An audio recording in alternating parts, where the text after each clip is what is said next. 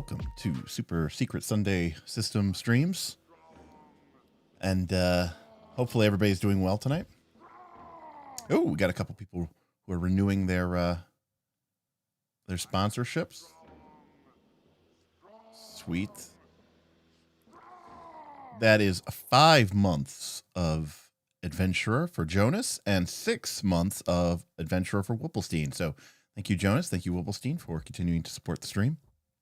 You may not be on right now, but your renewal is, and it is appreciated. How is everybody doing tonight? Hopefully doing well. Had a good weekend. Almost Thanksgiving. Craziness. And then hopefully get some time off here in December. So anyways, welcome to one of our sort of bonus streams that we do sometimes when the mood strikes. And tonight we are going to be talking about Fabula Ultima. Specifically, we are going to be talking about the somewhat recent-ish Fabula Ultima supplement, which came out. Their sort of first supplement, which is called Atlas High Fantasy. And this is a paperback book, much like the other one, Perfect Bound, available on Jrpg. Link in the description below for about $15. Yeah, it's it's a pretty cool book, and it's kind of a nice excuse for us to kind of talk about Fabula Ultima as well. We're going to go through the book. I'm not going to go into exacting detail about everything, because some of it you may want to use for your if you're going to be a player, your GM might end up using some of the ideas or concepts in there. And, I don't want to spoiler it, but there is some really nice stuff in the book. And I really want to point out why I think it's really well designed. And some of the stuff that it covers, I think is, it's what I like. It's what I want a setting book to be. For as much as Fabula Ultima doesn't have a setting, in fact, right, the whole core concept of Fabula Ultima is that you make your own setting in session 0. What is up, everybody? Isaiah is here for pre-stream beats, going to put their daughter down, and then we'll be back. Awesome. Austin, glad to see you. Good to see you. Boothby, good evening to you as well. Trey, what is going on, my man? Great to see you. Shadram can't stick around, unfortunately. Boothby, disappointed that his group voted to do another Pathfinder 2 AP instead of trying something else. Was it even close, Boothby? Did you really? You should have given them no options. Dan, hey, what's going on, Dan? Omniscient Toad is back for the pre-streams beats. Pepper says, what's up, chat? What's up, Pepper? Satir might be back. We'll see. So Satir, hopefully we'll see you. We'll have a good stream.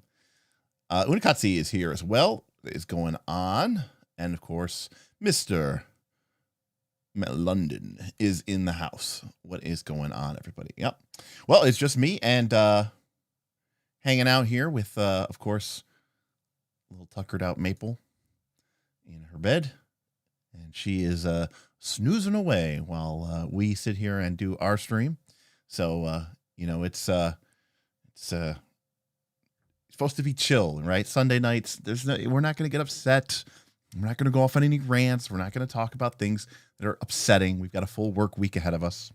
So I'm going to keep it focused on the good beats.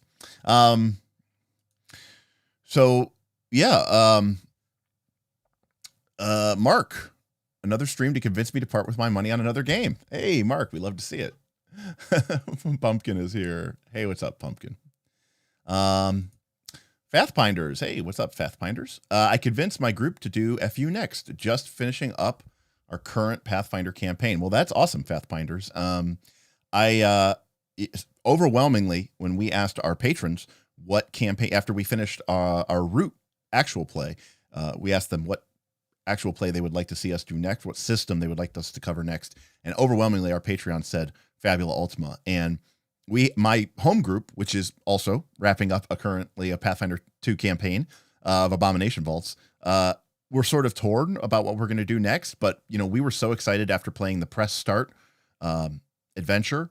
And then we had a session 0 just to kind of make new characters and try the world building out. And we had so much fun with that. Like, we're really excited. I mean, I don't think I'm going to get to a situation where I'm running 2 Fabula Ultima games, but there's going to be some some sort of Fabula Ultima in 2024. So that's awesome. Oh, well, now I have to kill my dog. Hey, what's up, Rui? Hello, all. Love the streams to open my mind to other systems. Yeah, that's what we're here for. So, all right. So this is Fabula Ultima, TTJRPG, which of course, remember, stands for Table Talk, Japanese role-playing game. And this is Atlas High Fantasy. And we can see here on the front cover, they have, again, that kind of classic Final Fantasy style art. I wouldn't call it anime, but I also wouldn't call it traditional, European illustration. It's kind of got that, I don't know, it feels definitively very Final Fantasy to me. And in here, we can actually see that in this book, while it is, and we'll talk about what this book is, but this book, like all good Splat books and supplements, contains some new classes or new jobs. I think they should have gone with jobs, but they called them classes, whatever. And we could see the 4 of them illustrated here with the dancer and the enchanter, or the chanter, the commander, and the sage, the symbolist is what they're called, the symbolist. Beautiful cover, beautiful art. Again, it's it's a little bit thinner. It's about half the, maybe a little bit more than half the size of the Fabula Ultima book, and it's kind of chock packed with stuff. So, this is the back of the book here, so we can kind of, as an overview, we can kind of get into this here. The High Fantasy Atlas for Fabula Ultima will guide you into a world of ancient mysteries, breathtaking views, incredible magic, and powerful beings. Like the heroes of legend and myth, your characters will start from humble origins and set off towards a glorious fate, eventually rising high enough to challenge the gods in true JRPG style. So, I mean, there's no beating around the bush here. I mean, it says it right on the tin, right? 0 to hero to killing God. I mean, that's just the classic JRPG experience, is it not? We got 4 new classes, as we mentioned before: Chanter, Commander, Dancer, and Symbolist. We get 10 high fantasy locations, archetypal settings with tips and hints for playing an intense high fantasy campaign. Unleash your creativity with ultimate weapons using the new custom weapons rules, so a sort of a new system. One of the things that I really like about supplements is when they do more than just give me more of the same. Okay, when a book comes out and it just says, here are more classes, here are more feats, here are more spells, it's really hard for me to get too excited about it. I really like when books have a bunch of, they can have those things. I think those things are fine.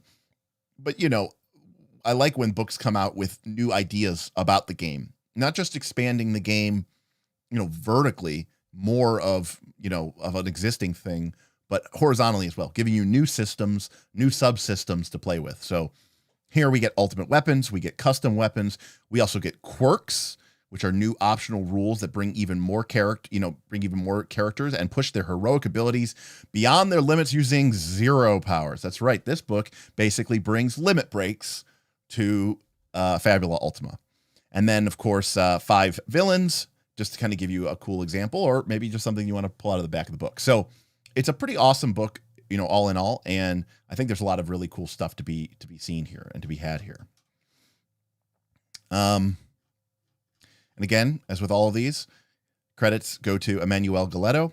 And if you're not a member of the Fabula Ultima Discord, you should be. He's fantastic. He posts most of the stuff he's working on for free in his Patreon, although you should be supporting him if you love what he's doing. It's a great creator and great. He answers questions like 24/7. It's actually insane. All right. Couple of questions. Pepper says, do we get floating cities? We'll get to that. Spoiler alert. Yes. Ken, hello. Unikatsu, where did you buy the physical books? Well, I was actually gifted my physical copy of the book from the publisher at Gen Con. I went to their booth at Gen Con to buy it, and they gave it to me instead. They knew who I was, from Knights of Last Call fame, but realistically, it was just because, we were one of the few channels that really talked a lot about the game, and they were just like, they loved that we loved it, and so they gave me the copy for free. So, but yeah, pretty nice of them. But my understanding is they sold out at Gen Con, and again, this is the English copy. But my understanding is it just recently got reprinted, republished. So I imagine that you might be able to acquire it now, either maybe not from your local game store, but if you go to sort of one of a more big distributors or something like that, you might be able to find a physical copy of it. And if you do get the physical copy, it comes with a redemption code for the PDF. So it's a pretty good deal. Does this come with its own win music? No, I don't think it does. Jackal Torn Moons is here as well. Says, what's up? FU hype. So before we get into this, I want to kind of talk, I'm assuming, and I know this to be true because, again, I'm a member of the Fabula Ultima / Need Games Discord. So I've seen some of the preview work and some of the playtest work that Emmanuel's been working on. If you recall from the original, in fact, let me bring it up here. If we go back to the original Fabula Ultima, there we go. In the original Fabula Ultima, you had this idea that, when you go ahead and when you make a game, or I should say, when you sit down to play the game, where is this? Okay, it's under the 8 pillars. So in the original game, they talk about how there are these, 8 pillars which define Fabula Ultima. And again, I just think this is so brilliant. I think this is so smart. I love everything about this. And specifically, Fabula Ultima, there is no Fabula Ultima campaign setting. Okay? The whole point of Fabula Ultima is to embrace collaborative world building. It's to go through a session 0 world creation process. If it's fine if it takes your group maybe more than one session to do that. Maybe you have a 0 and a 0.5.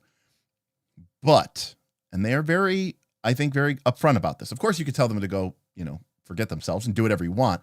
But I really appreciate that they say that you should make whatever game world you and your group want. That should be unique to your setting, moldable, shapeable, changeable by the players, right? Classic apocalypse world / dungeon world philosophy there, right? Draw maps and leave blanks. You want some structure, but not everything filled in. But what ties Fabula Ultima together is this idea that there are these 8 pillars that support the game throughout. No matter who's playing Fabula Ultima, you are going to have a world in peril. There is going to be ancient ruins and harsh lands, clashing communities, soul. Everything has a soul. Magic and technology will play in pivotal roles. Heroes of many shapes and many sizes. Focus on the heroes and about mystery, discovery, and growth. And to that end, in classic Jrpg style, in the original game, they talked about how these sort of, prototypes or stereotypes of what a Jrpg might be like. And one of them is your world could be high fantasy, right? So this is like kind of the genre of Jrpgs. We could also have natural fantasy, which is, to be honest with you, it's kind of some of the work there is in some of the natural fantasy stuff is in a playtest right now, again, available for free, and recently published in Italian, not in English, but in Italian. They actually just came out with the techno fantasy book, or they're just about to come out with the techno fantasy book. So this is your classic Final Fantasy VII, maybe Final Fantasy VIII style of JRPG or of Final Fantasy. So this book then is about high fantasy, and what does that mean, and how do you make a high fantasy world? And what I really like about this is, and we'll get into this, is the majority of the book is either new subsystems that kind of make the game feel, let's just call it what it is. It makes your characters feel over the top ridiculous, super powerful, dare I say, anime level, light streaming off of your character, huge big explosions in space as you leap upwards, hundreds of feet, and yeah, it does that. And that is what high fantasy kind of tends to mean. This is not a world of, this is not Lord of the Rings. This is not sword and sorcery, right? This is over the top, larger than life. And a lot of the new subsystems in this game, particularly quirks and zero powers, really sort of embody that. So for starters, again, more of this delicious, beautiful art. And again, the language that they use here is so deliberate, and it's actually, hats off to everybody over at Need Games, because again, they are Italian developers. So not only is their translation sublime, but it also, I feel like they are so deliberate with their wording, maybe because of the translation. It's just so good because of the way that they specifically give advice. So again, this expansion of the core rulebooks focuses on high or epic fantasy, a genre characterized by ancient mysteries, breathtaking vistas, incredible magic, and mighty entities who battle each other for control over imaginary worlds that may appear far removed from our own. And then, of course, as always, they have different sidebars to sort of talk to you as they're talking to you, which I really like. So what defines, for Fabula Ultima, for the people who are creating here, what defines high fantasy? I think that's a great question. All right. And again, I love they have these sidebars that are right in the main text to basically say, look, we're taking a step back here. I want to explain to you, and then I want to explain to you why I'm explaining it to you. He says, in brief, we are discussing the author's personal visions, which do not claim to be the absolute truth. Indeed, narrative genres have nebulous boundaries, and it would be impossible, maybe even irresponsible, to box them in too much. But you know what? I dig it. I like when an author, even of a game, has a clear vision and a clear sort of purpose to what they're creating. It helps me understand them, which helps me understand their work better. And ultimately, there's so many different games out there that if the author's vision doesn't align with your own, yeah, you could do all the hacking and all the slashing and the working to try to, make it into something it's not. That's fine if that's what you really want to spend your time doing. But, I appreciate them coming out and saying this. So again, as much as this is a book about, and I think people I know I'm going off on this, but I think people underrate this, which is so many RPG books today never talk to you anymore. They don't talk to you about ideas, and they don't talk to you about like how to become a game master.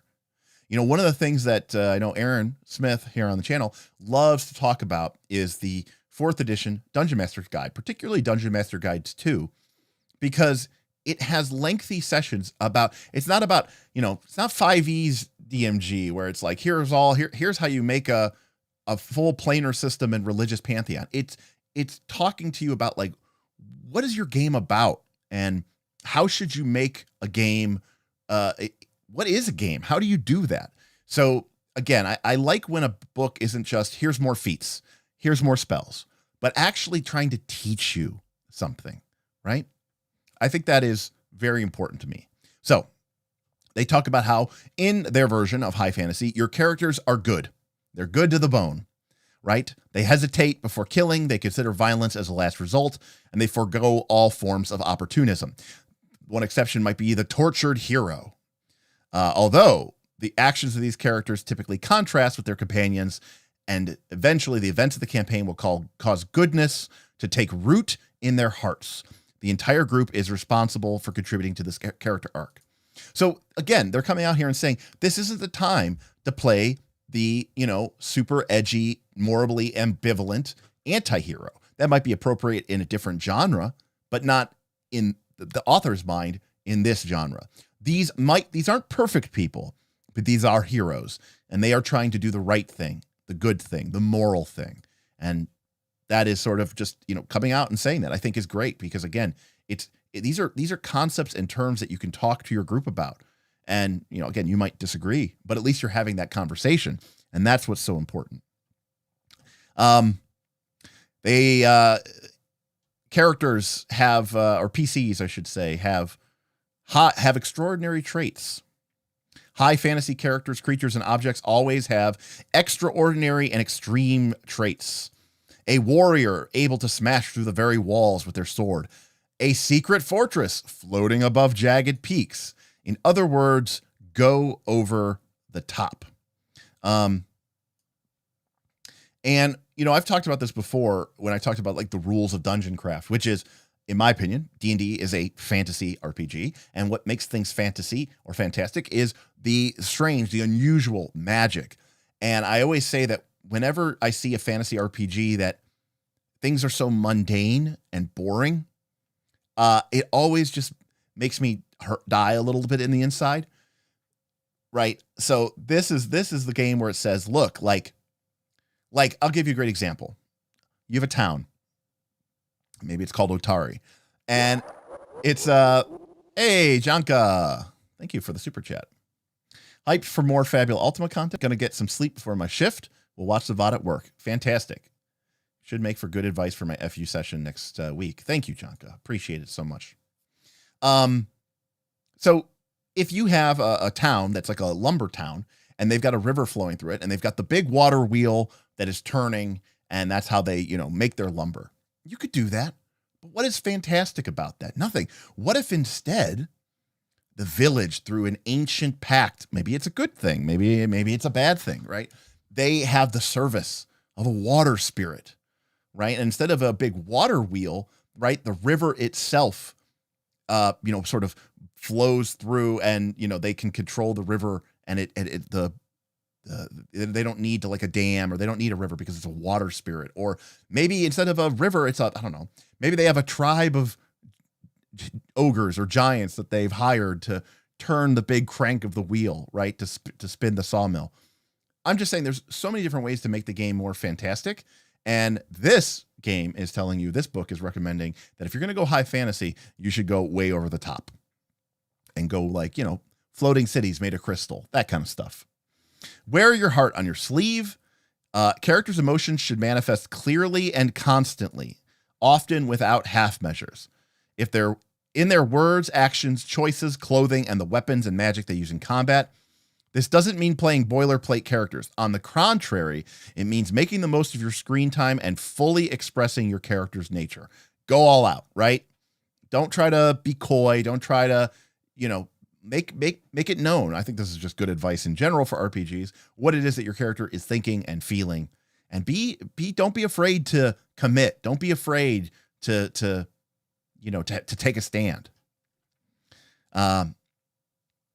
Yes, yell out your attack names. Got it. Exactly. That's exactly what it is.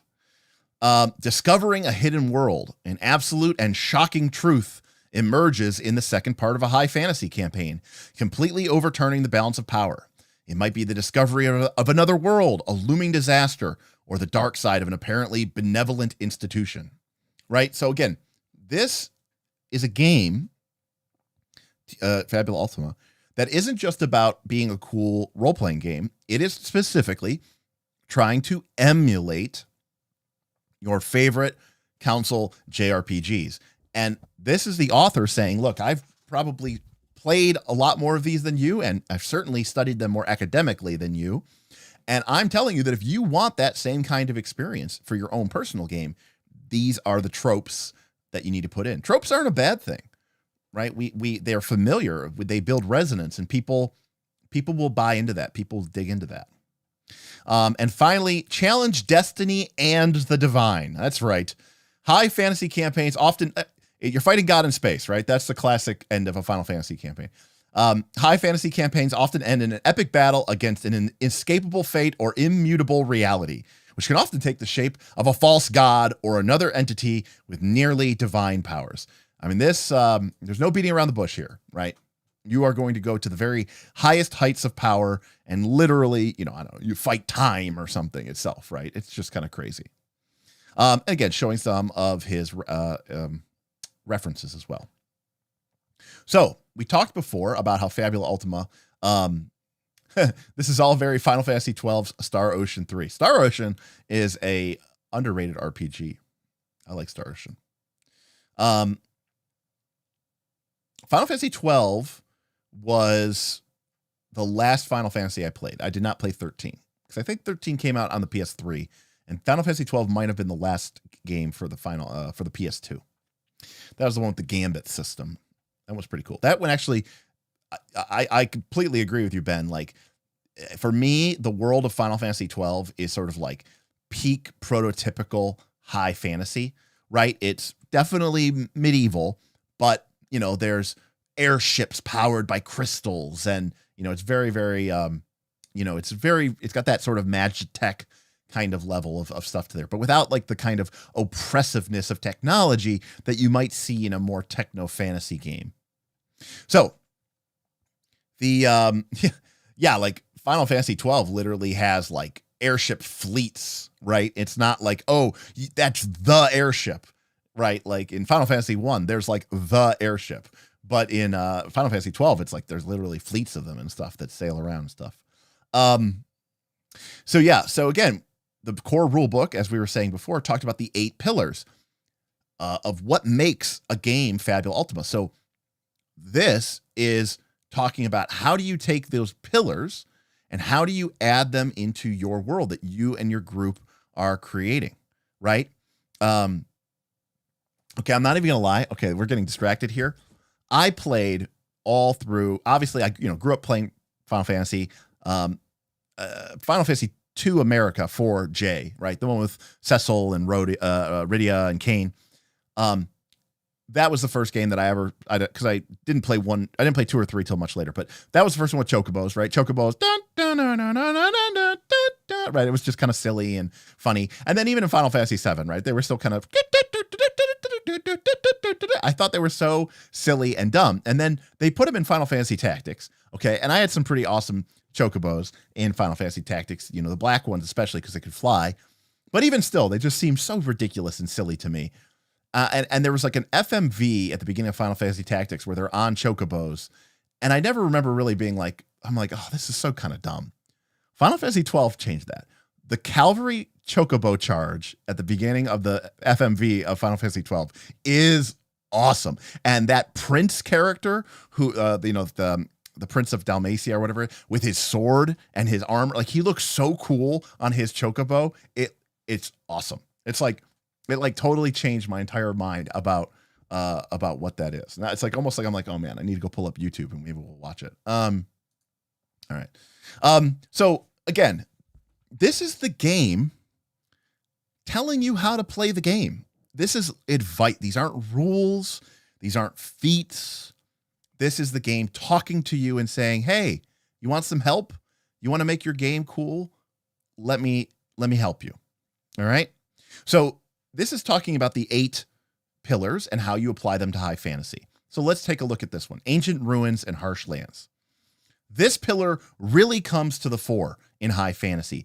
Dense magical forests, ancient cities buried beneath the sands, haunted castle, and ruins hiding sinister secrets. Okay, that's pretty simple, right? I mean, this is your classic, in D&D terms, D&D 4E, we would call this a points of light world.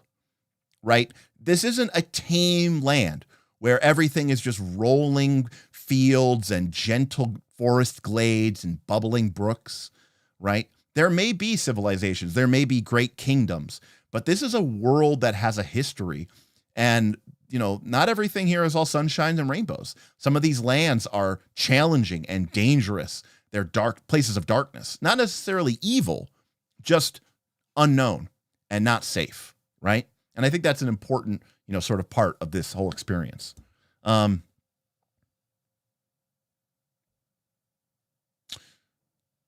Lady of Pain asks, how large is the game's multiverse, legends, or lore? How many published settings do they have? Lady of Pain, 0. In fact, in Fabula Ultima, there is rules in the core rulebook for when you sit down with your group of how you are going to create the world. In fact, that is literally part of the character creation process. You will start off by literally creating a world. You'll answer questions about what shape it has. You with your players each go around the table and you create kingdoms and nations of your world. Okay, it is literally done at the table. The whole point of this is simply to teach you, if you're a GM and you say, I want to create a high fantasy style campaign, how do I do that? So it talks about, magical forests and ancient ruins. We all know this, but I like this part here because I was like, oh, that's a really interesting idea. Each location is the allegory of an emotion or concept. The frozen western wasteland, dotted with gray ruins that crumble to the touch, represents magic's catastrophic costs. The silence and blinding whiteness of the snow make this place a limbo without end. A castle with crystal towers stands on the moon's dark side, the dwelling place of the last dragon, reachable only with an ancient airship. It symbolizes the search for solitude and the loss of faith in the world's people. An opulent city cathedral with jagged spires that reach to the sky, wyverns flock circles among the clouds, and bronze sentries silently guard fleets of stairs, all symbols of the Dragon Church's military might. So I like this idea of saying, like, look, don't just, when you create these places, think about what they are saying. What kind of emotion are you trying to create here? What kind of idea are you trying to sell on them? And I think that's, instead of just being like, hey, all right, ancient ruins and harsh lands, cool, I'm going to make a volcano region, with lava vents and crackling ground and, fire fountains and all that. And you're like, okay, that's really cool. That definitely meets the pillar of harsh lands. But what are you trying to say with this setting? I get that it's a cool place where you could throw a bunch of fire monsters, but what is it really doing in your game? Don't think about just the literal, but the metaphorical or the allegorical as well. And that's just like really good advice, because you can just tie that into everything. And you could see how characters might come into this place and they are going to encounter that emotion or that concept. And that's going to potentially change them. They might push against it, or it might take them over. It could change them for good or for bad. And I think that's a really, really cool way to make not just the terrain just something you walk through, but actually to make the terrain and the places you go like literal characters in the story. And I think that's, smart. So again, they go through, I'm not going to go through everything here, but they go through the 8 pillars. They talk about a world in peril. They talk about clashing communities. They talk about everything has a soul. Magic and technology, heroes of different shapes and sizes. It's all about the heroes, mystery, discovery, and growth. So again, they're giving you examples. They're talking to you about what this means in the context of this game. And I think it's just really, really smart. And again, it's only like, 6 pages, but it's 6 really good pages. Again, advice, giving you information as a GM. How do you make this work? Right off the bat, protagonist syndrome. You will often find plots centered on 1 or 2 characters when you are searching JRPGs, manga, or high fantasy anime for inspiration. These tales are frequently written as escapist fantasies, focusing on a male protagonist with whom the expected average audience can identify, plus a romantic interest and a handful of more or less well-defined sidekicks. Right? Conversely, in Fabula Ultima, all characters are equally important, which means allows all of you to share in developing the story. Even PCs who have main character style quirks should not steal the spotlight from other protagonists. This is them saying, look, before you just jump into this, there is a difference here. Okay, this isn't like your favorite anime. This isn't like your favorite JRPG, because you're playing a tabletop game now. You're playing with a group of people, and you need to make some adjustments to that. You can't have the Cloud character, right? You can't have the Cecil character. You can't have the son of Jecht, right? Titus character. I couldn't remember his name. Titus. Interestingly, by the way, Final Fantasy X, you can change Titus's name at the beginning of the game, right? You can delete Titus and put whatever name you want. But because you can do that throughout the entire game, whenever anybody references Titus, because obviously the game doesn't know what you named him, the voice actors always call him something other than Titus. And they just go, like they'll call him Son of Jekt, or they'll be like, this is the Traveler, like they always give him some stupid name of that. So yeah, it's Titus. If that's really how you pronounce it, that is horrible. But again, I don't know. The game never pronounced it. Titus. Titus. Oh man, that's already my least favorite Final Fantasy by far. It just got worse. Tidus. But yes, I mean, if you're pronouncing it like a Japanese, it would be Tidus. I don't even know.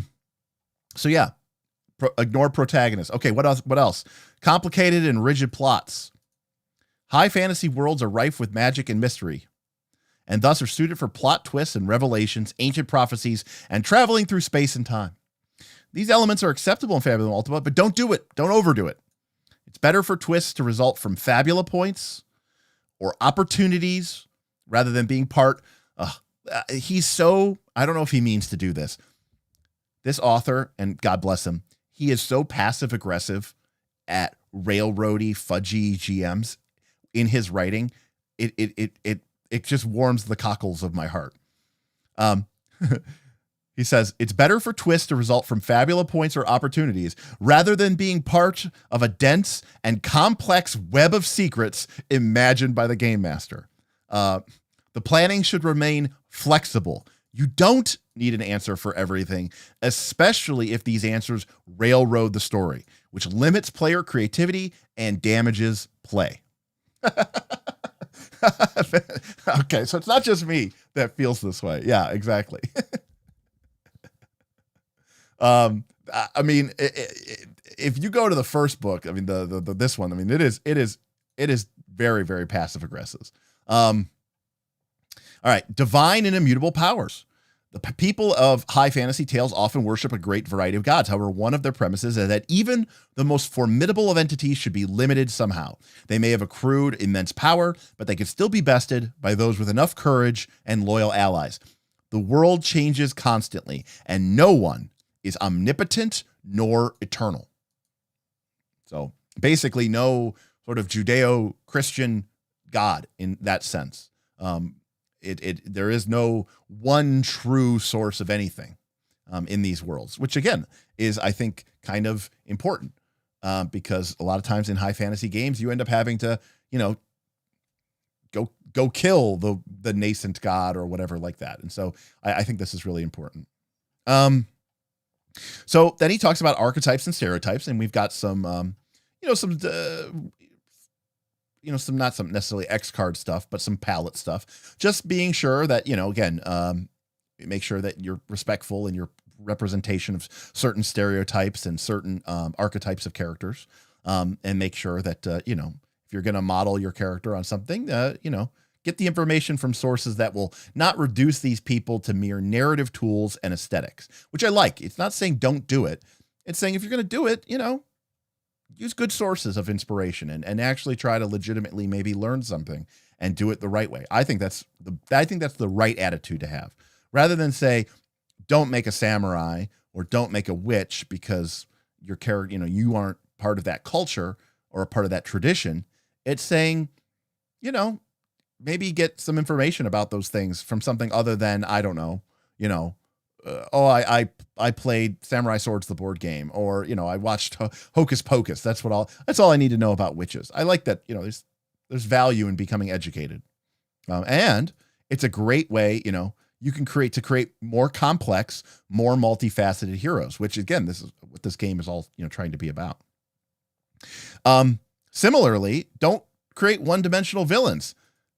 I don't have to look very far at a lot of the games that we've played over the last couple of years in the sort of D20 space to see so many one-dimensional villains.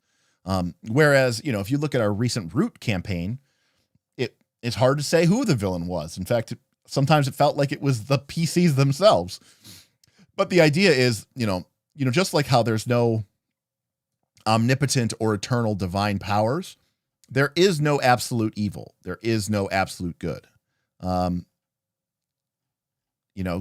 Giving them motivations, turning them into proper nemeses. Now, that doesn't mean that they can't be,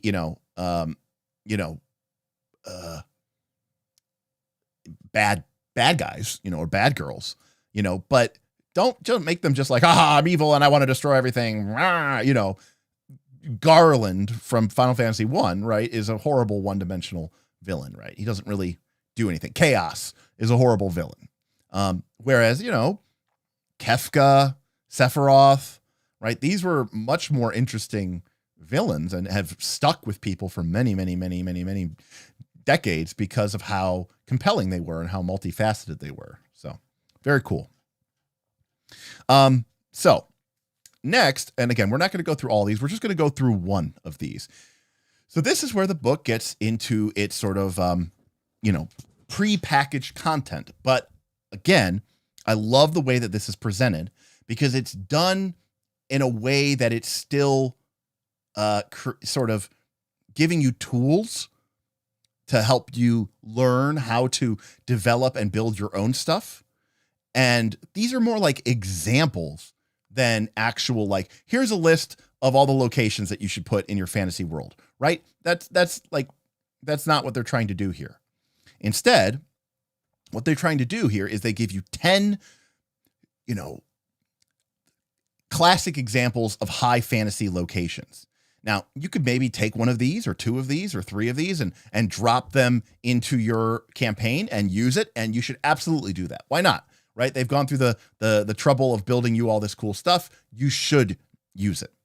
But I think it's also a very valuable tool because it shows you how to use these locations, how to make your own, and how to really embrace that high fantasy concept. So, and the other thing about it is, and I cannot stress this enough, it's all about playability. There is not a 500-page freaking essay about every stupid, dumb detail of these locations. No, what there is a quick, Spark Notes version. Hey, here's what the place is. Here are some of the conflicts that are going on. Here's what magic is like. Here are maybe some rare items or artifacts. Here are some villains, and go, right? It's more of like a one-pager than it is this treatises on this location. You don't need it. And quite frankly, it might even hurt the situation. So, and they even talked about this here, during world creation, you are usually trying to envision new regions, towns, or interesting locations. This section first gives suggestions on the best perspectives to adopt when creating new fantasy places, and then gives you 10 examples that you can use in your campaign. So again, teaching you, or at least trying to teach you first, hey, here's how you can go about making a fantasy location. And then here's 10 examples that you could either use or learn from after, and sort of see how those principles have been put into practice. All right. So what goes into creating what goes into creating a high fantasy location? Allegorical places. When you imagine and describe your high fantasy locations, remember that they should be rife with meaning expressed as mood and spectacle. High fantasy locations always channel a theme. They embody an emotion, a feeling, or even a historical event. If you cannot connect the place that you have imagined with one of the PC's themes, remember that's one of the core things on your characters, a threat in the setting, or a mystery upon which you want to shed new light, then this place is not relevant to the campaign. Boom. It has to mean something, right? Locations should be meaningful. Mood and spectacle. High fantasy locations always have one or more fantastical traits.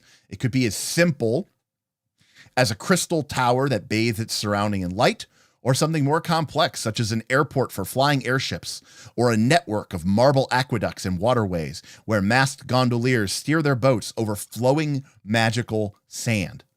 Now, I don't need to tell you at home that if your party went to a sort of a desert city, but it had canals made with flowing magical sand, and they had gondolas, you don't even have to go anything further than that. That place will live in your players' collective imagination forever. I mean, it just will. It'll get in there. And that I don't need a history of how everything got created here. And in fact, the mystery of the magic sands might be something that the players themselves participate in. But I'm telling you, when you make things fantastical and awesome, like, people will remember. In essence, here's the double rule that you can apply to each fantasy location. If a place is spectacular for its own sake, or if it matters to the story, but it doesn't have any spectacle or has little spectacle, then it still needs some work. So if you create a really vital place, but it's boring as shit, you have failed. And if it's just awesome and cool, but it has no substance, you need to do some more work.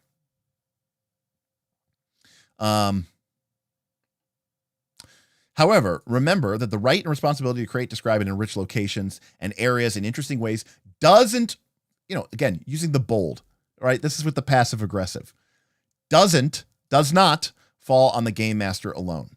For example, spending a Fabula point to reveal that the volcanic tunnels you are exploring are part of the sunken capital and hide a long-last arcanum is precisely the kind of input players should provide during play. And again, I understand that this style of play is not for everybody, right? The idea that we're exploring a series of volcanic tunnels and a character spends a Fabula point and it's part of an ancient sunken capital and there's a long lost arcanum that's like an eidolon or summoner that you can get. Like, I think that's awesome. But it's saying, like, look, they can't just be like, oh, there's something cool here. No, it's got to tie into the grandeur, the spectacle, and the meaning. Exactly. Understand what emotion you are trying to evoke. Ben hates the layout of these books. Interesting. I'm trying to think, how do I feel about it? I mean, it's very clean. There's a lot of white space. But I mean, I don't know. I think it comes across as not looking overly cluttered. Which I guess is a good thing. Okay, so more about these locations. Crescendo. Places and events in high fantasy should gradually become more intense, spectacular, and yes, even over the top. This means that when you introduce new places in the story, you and the other players are responsible for respecting the campaign's general narrative rhythm. In other words,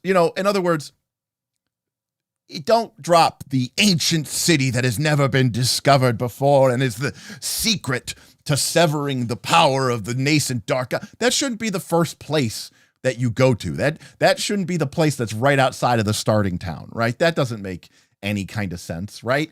No, like that's something that you get to later in the campaign and when like the tension is building and the big secret drops, right? Like that is really cool. You don't want to do that too early. At the same time, as you near the end of the campaign, you shouldn't be like, oh yeah, this is a cave system, but the locals have been having a trouble lately because the fish haven't been biting, and they want you to go into the cave system and see if you can figure out what's eating all the fish. That's not good for the end of a campaign. So another thing, all elemental attunement. This is again, I like that not only is this talking about the theme and the tone, but this also ties into the game mechanics of themselves. Remember, in Fabula Ultima, there's like 7 or 8 different damage types. And those damage types are really important because they can make or break a combat encounter because of dealing double damage or taking half damage or even no damage. So all high fantasy locations should be attuned to one or more natural or magical elements which contribute to their moods and themes. For example, a city tower of mages and healers could be attuned to air and light, while the fortress of a clan which follows an ancient warrior tradition might connect with fire and earth. There's almost sort of like a Legend of the Five Rings-ness to this, which I like. So very cool. All types of high fantasy locations should hold a form of power, explicit, out in the open, or hidden. And again, the key here being that there's got to be something tangible that is Could be hidden, could be out in the open, but it's got to be something that is powerful. And the core reason for this is, as heroes, you will eventually need to ally with or oppose the power and those who wield it, right? There might be a neutral country who has a powerful, army. Okay, that's a source of power. Are we gonna oppose them, or are we gonna ally with them? There might be a place that holds an ancient relic. Okay, that might shift the balance of the war. All right, well, are we going to get there first and claim it, or are we going to lose it to, the villain who's going to take it? So again, I think that is really idea that, many crave these powers. The role of each location in your campaign will depend on the advantages it offers the heroes or antagonists. Think about your stakes, right? Think about why are we going here? It's got to be larger than life. Again, talking about tying the game locations into your world, okay, and into your PCs. Each location should relate to 2 or more factions, threats, or mysteries in your world. This way, reaching it and interacting with it will bring about significant changes and consequences. This principle is true even for remote and long forgotten places. There's always a villain patiently waiting for their coordinates to be revealed. Connecting each location to the broader scope of your campaign may seem daunting at first, especially if they were improvised after a travel roll, right? This is basically saying, it's okay, I get it, oracles are scary, but it's fine, okay? Because again, this whole location might have come up because of a random roll that happened while your characters were traveling across the continent. But don't worry, all you need to do is plant some clue about a mystery or some precious resource whose importance will be revealed later. So again, you don't need to map out everything. You don't have to decide everything. But if the group is going through, an ancient forest, and on the travel roll, they discover some ancient ruins, you don't have to map out everything. But if they're going to go there and there's some location there, maybe you hint at it. There's an ancient ruins in the middle of the forest that is said to have never known the touch of any civilization. And there's a powerful magic there. You can feel it, and maybe this is something you come back to later in the campaign and unleash the power of this ancient elven weapon. But, you don't have to figure that out right then and right there, right? You just got to say something cool and vague and, let your players time in. In fact, remember, this is a collaborative element.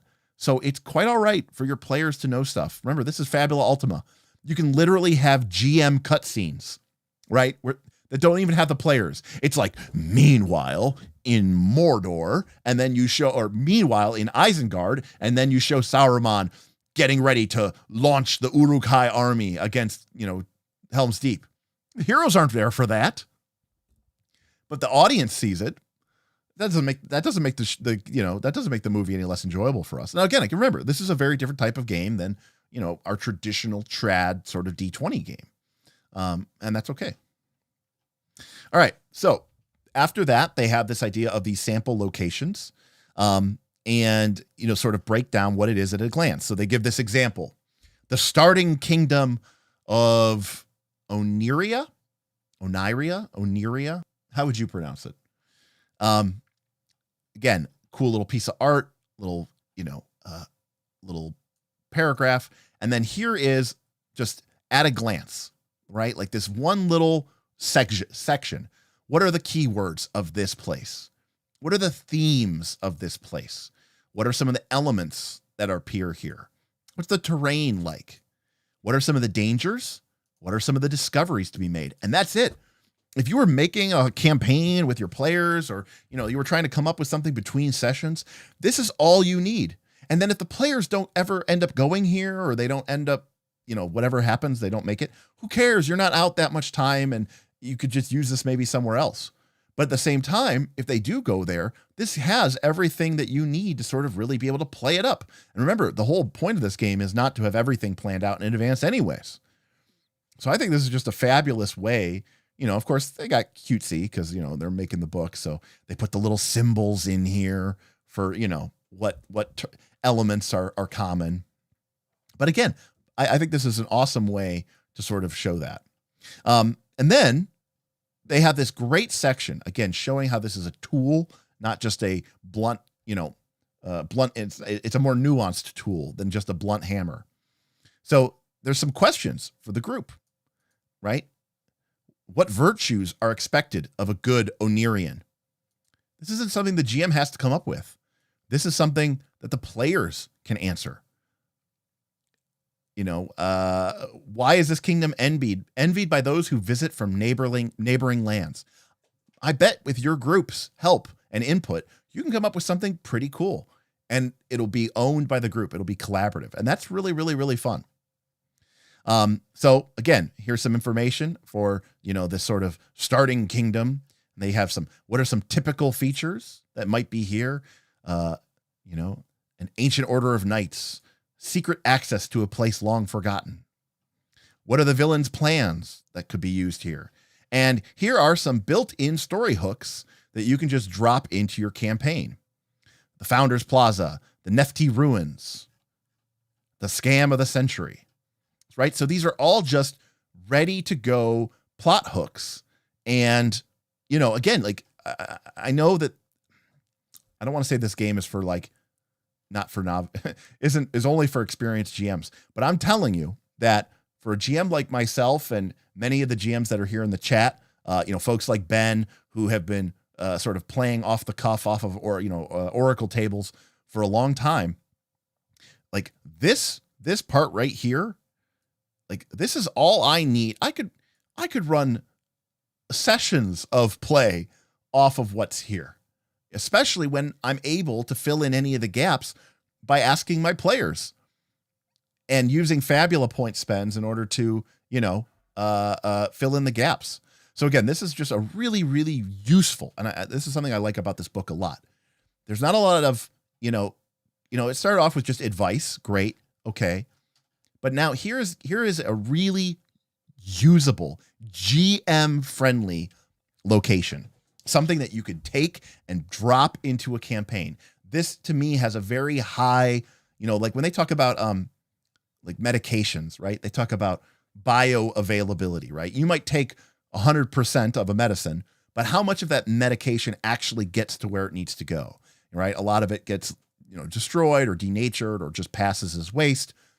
Weird metaphor, I know. But my point is a lot of RPG supplements have a very low bioavailability. There's a lot of medicine there, but so much of it is unusable or gets lost, gets wasted.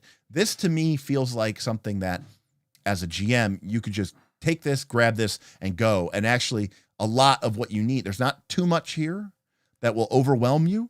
It's simple, key, hooks, key villains, key discoveries, key rewards, key moments, key events. And that is really, really cool. So then they also have the Dark Forest of Artemis, Mirage, the Hidden Village, Endir, the Imperial Capital. So they give some really cool examples here of the game throughout the game, and they give 10 of these, which is pretty cool. And again, they kind of give you the classic examples that you might see, and you could steal from this. You could use this whole cloth and drop it into your campaign. But I think it's, again, more examples, and that's what they even call them, of putting those principles of how you create a high fantasy location into practice, which again, I think is really, really great. All right. Now remember, when you're creating a Fabula Ultima campaign, you want there to be conflicts, right? You want there to be threats. I mean, that's one of the 8 pillars is clashing communities, a world in peril, right? So this is important. We need to have conflict. Conflict is why our heroes have something to do. So again, we talk about conflicts and we talk about the different ways that conflicts can occur. You could have clashing of ideals between PCs, their identity, their themes, the villain's plan. It doesn't have to be battle. It could be about ideals that are being challenged and conflicted. There is, of course, in high fantasy, war and battles. This is something, again, being a little bit heavy-handed.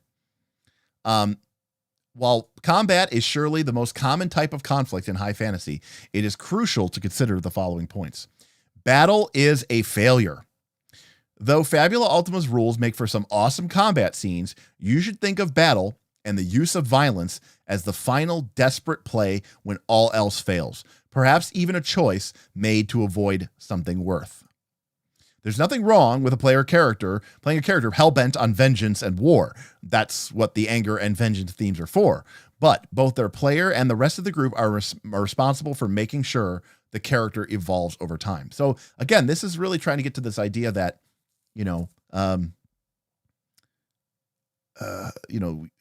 these heroes should not seek war. That doesn't mean that they won't defend their loved ones and their friends and their family or their ideals should it come to it, but they don't seek conflict. They're not the ones pushing war.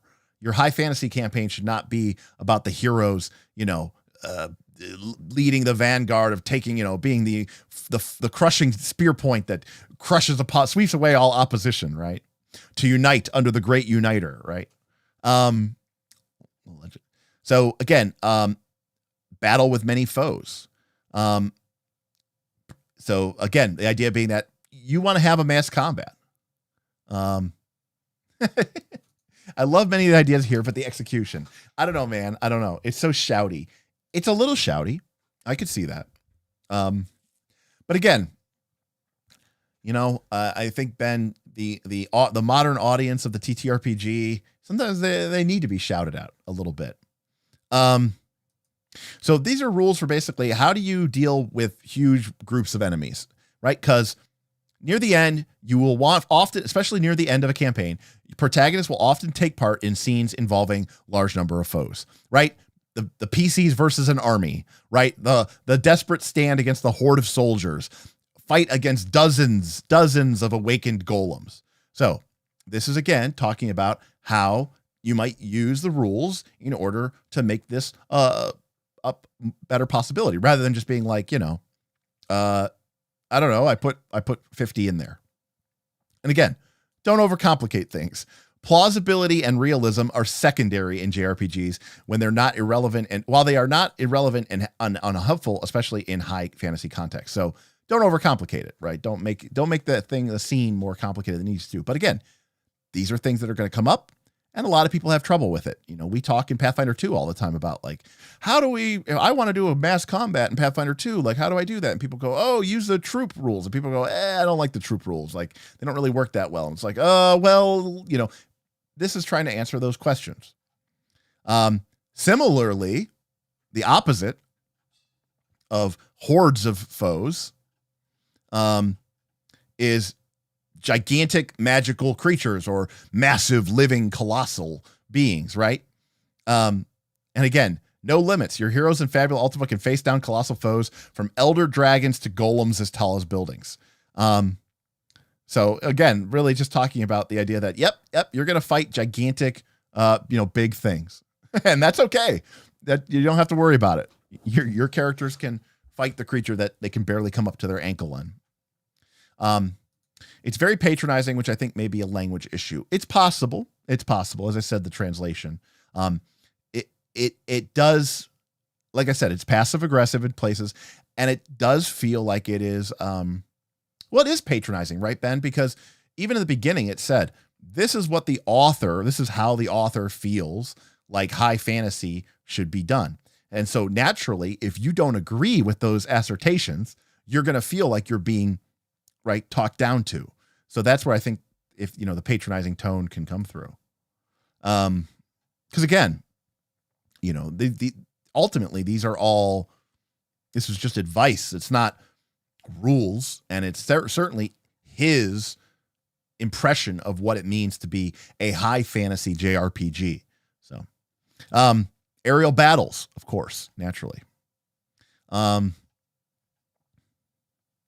So then it talks about how to use kings and queens, political hierarchies, audiences with them.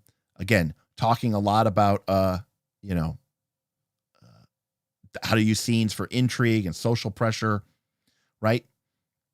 These could be a natural sort of a change from the pace of the normal game.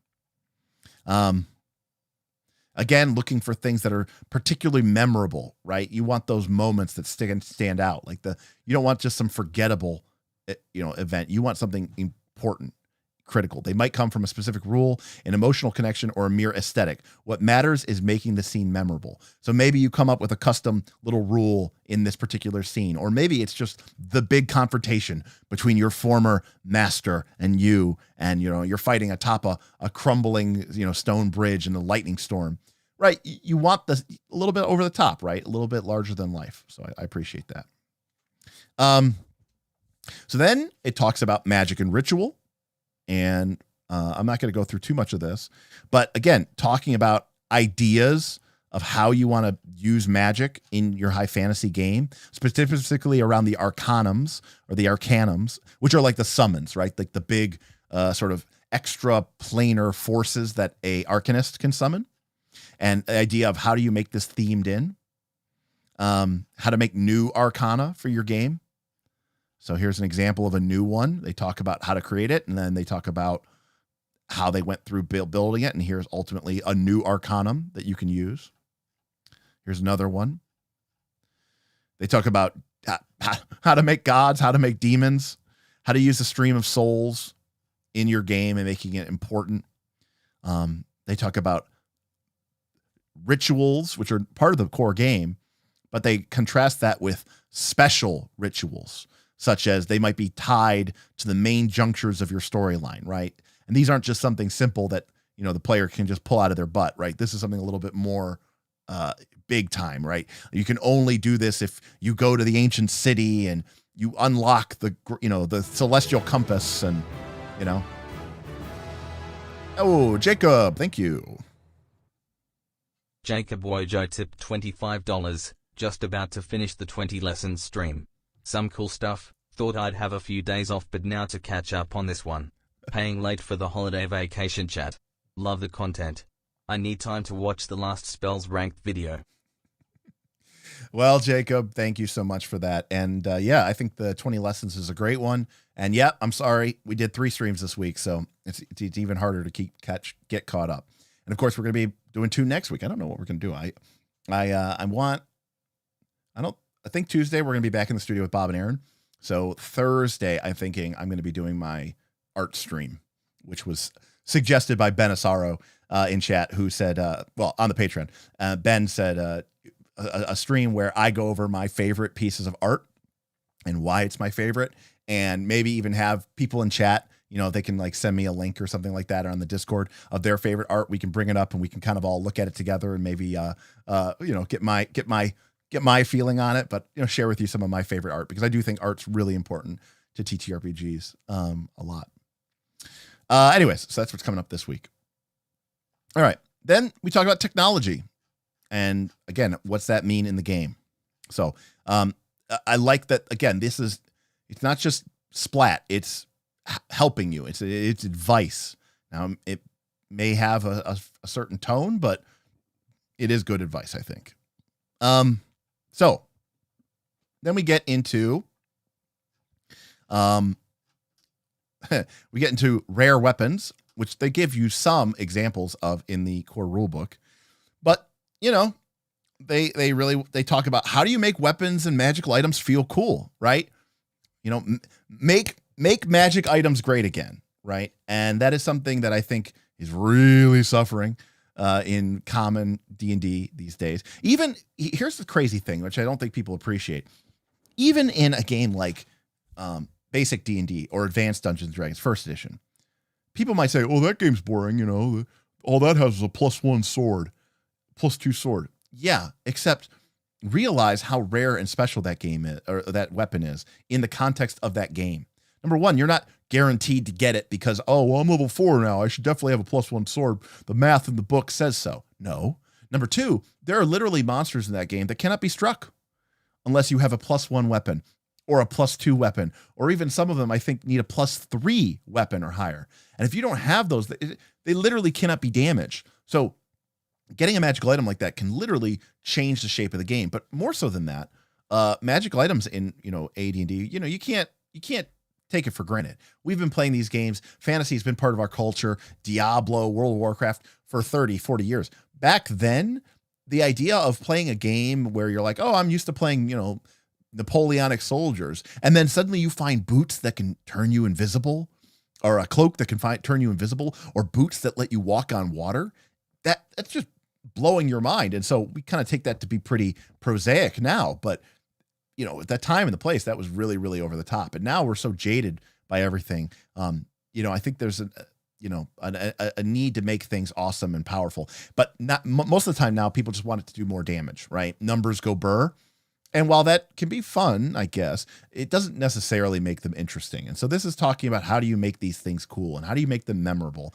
And I like that. And again, they give you some cool examples of some fun ones. And I do love how they use the pixel art for their weapons. So here are some samples of high fantasy rare. And by the way, even in this book, they always use the example. They always call it sample. They're not saying this is the list. They're saying, no, you should be making your own. Your players should be making their own. All of you should be making your own. But here are some samples. So here are some sample weapons. Ooh, the Floating Edge. The Revenger. What a name. Here is some armor, shields, accessories. Because remember, in Fabula Ultima, your character gets a weapon, a shield, if you can use it, an armor, and an accessory. In other words, you get right hand, left hand, armor, and accessory. That's it. That's all you get in terms of character slots. So your character will have essentially at most 4 items. And so that, I think, I don't know what the right number is, but I can tell you, I don't think it's 10 or 12 or 15. I do think that number is a little high. I would rather have like 3 or 4 items that really just were cool and fun and evocative, and then 10 ho-hum ones. So then it talks about artifacts, which again were sort of discussed in the Fabula Ultima, but they kind of give some more examples here and talk a little bit more about how to use artifacts. Artifacts go beyond simple mechanical thing. You can see here that even if a character picked up the Achilles, the great spear, one-handed, melee, attacks with dexterity and might, does high roll plus 12 physical damage. And as long as your current hit points are equal to or greater than your maximum hit points, you are immune to all status effects, right? So as long as you have more hit points or the same hit points as your max, I love that line there. As long as your current hit points are great or greater than your maximum hit points, right? You're immune to all status effects. But ultimately, at the end of the day, this works within the context of the rules and the mechanics of the games.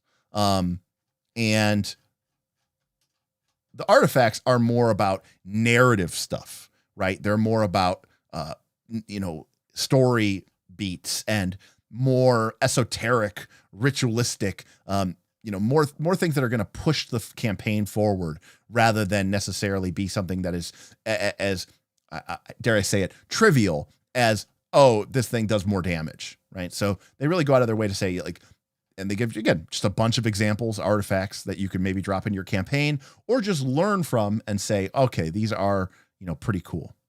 And again, they're not messing around here. Okay. These are the time breaker bracers, right? These allow you to stop time. Okay. But each activation of this artifact taxes the wearer's energy. You permanently lose 5 HP and 5 MP each time you use this artifact. Permanent, like no, it doesn't say, and then you recover it the next time you go to scene. No, this is the game saying we're going to give you ridiculously powerful items, but yeah, no, you permanently lose 5 hit points and 5 mind points. It really reminds me. I remember I made an artifact in my Dragon's Delve campaign, which was a Pathfinder 1 campaign. It was called the Scepter of Gaul, Ghaal, Gaul. And Tim Carpenter picked it up. And the Scepter of Gaul let you summon a dimensional duplicate of yourself from an alternate reality. And it basically just gave you 2 copies of your character to use for combat. But every time you used it, your character aged by a certain percentage. That way, even if you were an elf, it was still bad. And the idea was, as you kept using this, your character would age and age and age and age and eventually, die. And there was no way to undo that. Your character was just getting older, because drawing upon the power of the artifact was really powerful, but it had a cost. And that made it interesting, right? If the cost is so high that you would never use it, that's not really particularly interesting, is it? If the cost is so low that you just spam it every day, also not really particularly interesting, right? So I agree that I like items that have drawbacks. I love the item sprites. Yeah, they're so fun. They're so cool. I'd love to learn how to do that kind of art. I completely agree, Ben. 4 slots really evokes the feeling of equipping for a specific threat, i.e. a water weapon versus electricity monsters. 100%, right? And it makes it feel like you can't have everything equipped, right? You kind of have to have the right stuff and maybe be a little strategic and maybe know what's going on. You can't just, I have anti-electricity, anti-fire, anti-cold, anti-poison, anti-earth. You can't just have every base covered because you just don't have enough slots to do it. So we get into the protagonists, and these are the new options. This is the green chapter 3. These are new options for your character, for your player characters. And in particular, they talk about custom weapons, high fantasy quirks, which is a new system. So it's a brand new system that basically gives your character one more element that has a mechanical effect. So if we look at the character sheet, okay. So we can see that on the character sheet, our character has this idea of, there we go. You have your identity, your theme, and your origin, right? So those are what your character currently has to sort of define them as a trait. So quirks, not Quark. It's a bartender from DS9. Quirks are a new sort of facet of your character that also give you some kind of over the top mechanical power. Zero powers, and by the way, they don't beat around the bush here. A new method to make your characters extremely strong, capable of breezing through most normal challenges. If you want your characters to be over the top anime, and unless they're fighting some, ultimate super badass villain that they're really actually going to have a chance of losing, then that's what zero powers are for. And then we get new classes and some new heroic skills. So first things first, we talk about, this is advice for players. How do you make a high fantasy hero, right? And one of the core things here is developing a theme and looking into your character's themes. What are the ways that, it's not just what you write down, but how do you highlight specific plot and setting elements? How do you shift the spotlight between different features of the world and its inhabitants? Your character should be more than just your character, right? Maybe your character represents maybe one of the core tensions of your world is magic versus technology, right? Maybe your character was born in the technological, nation, of Gazar or Gizar, but they were born a magic user, right? And they have the spark to cast magic. So they have, and like that hide it as a thing. And magic and technology in your campaign have been at, war forever, right? The forces of Gizar and the realm of Etheria have been battling for like domination, of the planet. And here comes your character, and your character is sort of that their theme is embodying this idea that they live in both worlds. They're sort of the bridge, right, between technology and magic. Again, you don't have to, this game is saying, it's giving you carte blanche to say, my character is important and I matter. And that's awesome. That's very, very cool. So we talk about starting bonds, and bonds and feelings for your characters and emotions. We talk about style and looks, and then they give us some sample fantasy characters. Again, they give us some examples, or they talk to us about how to do stuff, and then they give us examples. Here's Agnes. We get her identity, her theme, her origin, her quirk, her signature weapons, what she has as her classes, who she is and what she's trying to do. You know, again, when I talk about characters with a backstory, you know, I got to be honest with you folks. If somebody at my table sat down, we make characters, and I don't expect them to have this all typed up, but if they could come up with a couple of these key story beats at session 0 and come back to the first session with something that is exactly this long, right? 5 bullet points. Like, that's fantastic. This is everything you need. It's everything the GM needs. This is everything everybody needs. You've set the stage. Let's go play to find out what happens. So I'm a big fan of Agnes.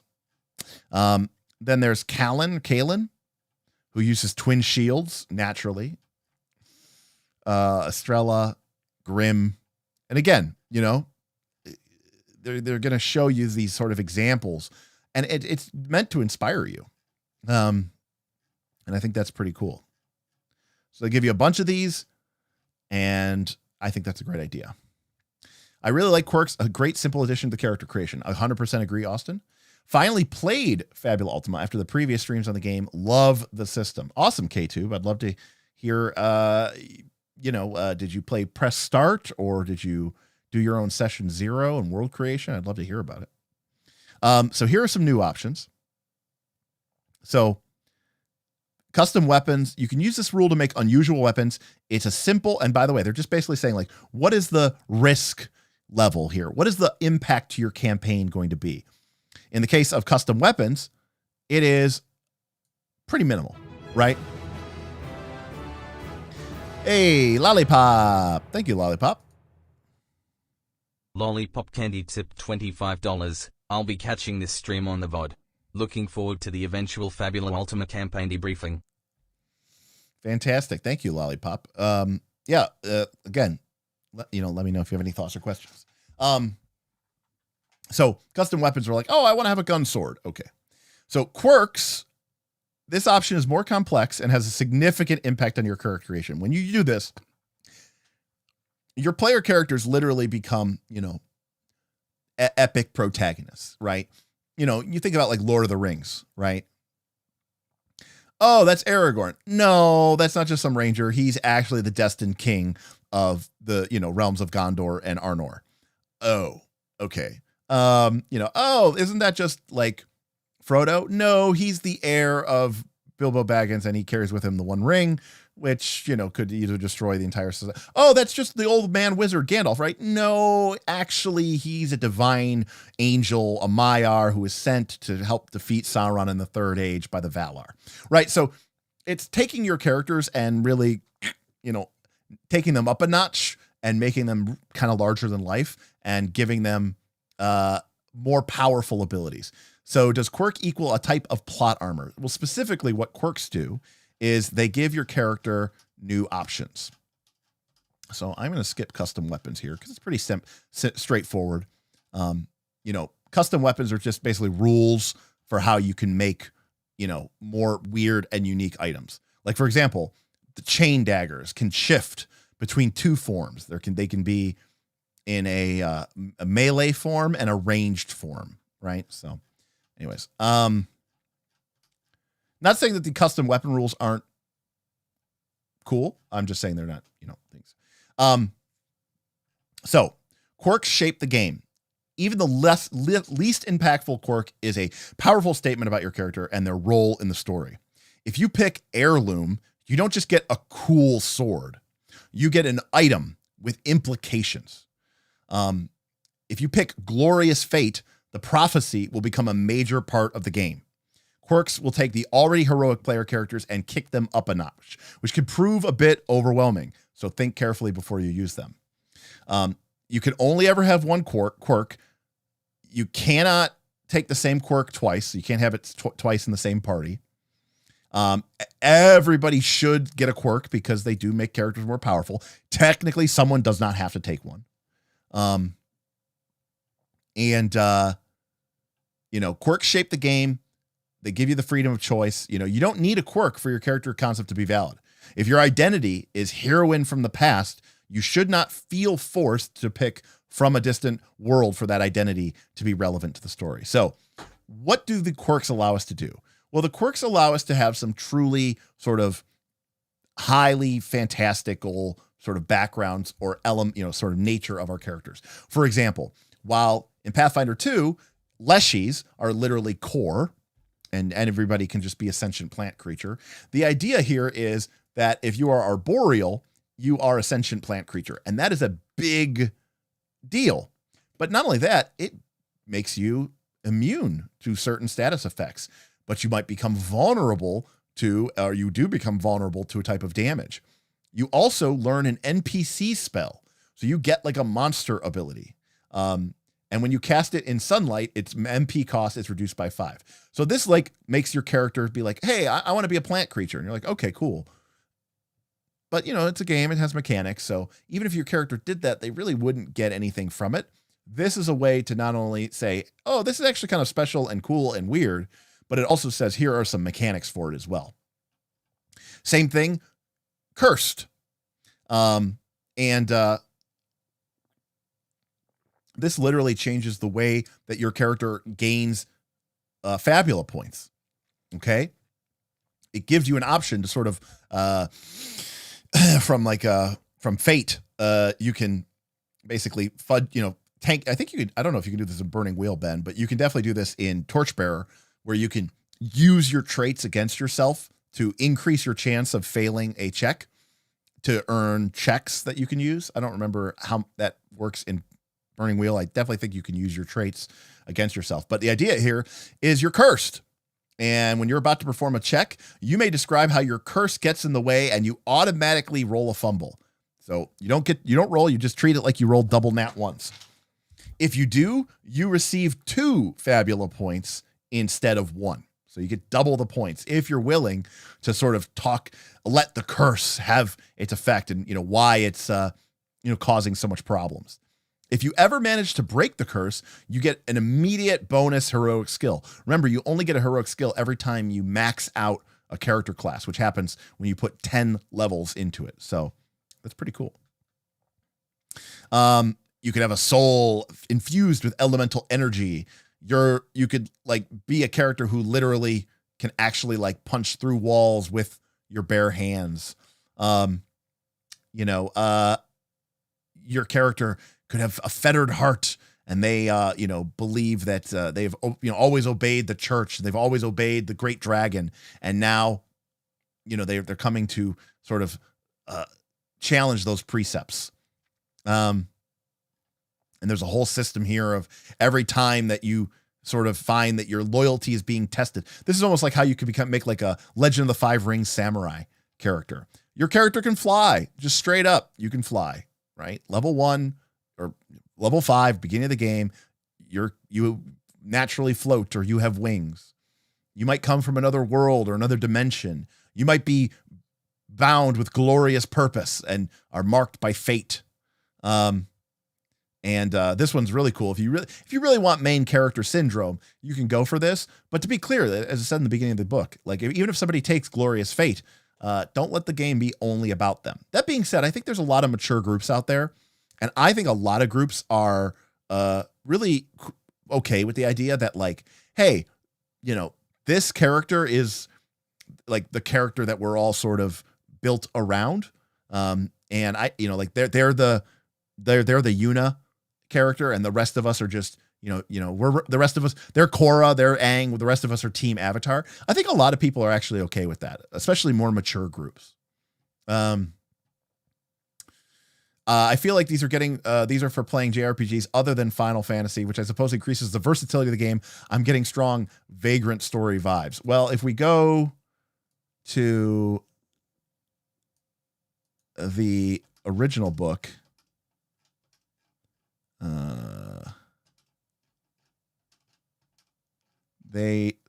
I believe specifically mention, I want to say they specifically mention Vagrant story. Yeah. Yeah. They very specifically mentioned Vagrant story as being one of their lists. And the designer has basically even said, I think that like these are some of the, I mean, obviously all JRPGs, but like these were the ones that really, really stuck out as being part of what formed his understanding and knowledge of the genre. So Vagrant Story is another underrated RPG. I never beat it, but so yeah, old transport. You can be the character that starts the game with the ship or even an airship, right? So that's a big deal. I mean, that obviously changes the whole nature of the campaign, but it's pretty cool.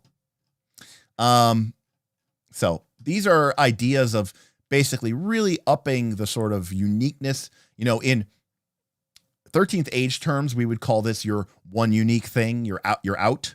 But unlike in 13th Age, these have a mechanical effect on the game as well. So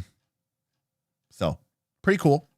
Again, these will make you more powerful. Your PCs will be much more powerful. They will literally have, flight from the beginning of the game or access to an airship from the beginning of the game. That will change the nature of your game. It'll be a little bit more higher powered, which I think leans into that high fantasy trope. However, the language that he uses here, I love in this sidebar. 0 powers are basically limit breaks in this game. This rule will make the protagonists, aka the PCs, of your story downright in bold excessive. As with any optional rule, make sure to discuss this with your entire group. On average, a group who chooses to use 0 powers is expected to defeat most foes without too much trouble, aside from those requiring specific strategy or intricate tactics, aka you are over the top, right? You are full Muso Dynasty Warriors. Like if you're just the moderate encounter, to use Pathfinder 2 terminology, is no longer a concern for you. It's just a speed bump. So the way 0 powers work is kind of like limit breaks. Everybody has to make their own unique one, and everybody has a clock, which is a 6 clock. In other words, once you fill up 6 sections, you can do your 0 power, and then it resets the clock and it starts over again. You fill up a section every time you lose hit points. You fill up a section every time you spend a Fabula point. And each player will make their own 0 power by combining a trigger with an effect.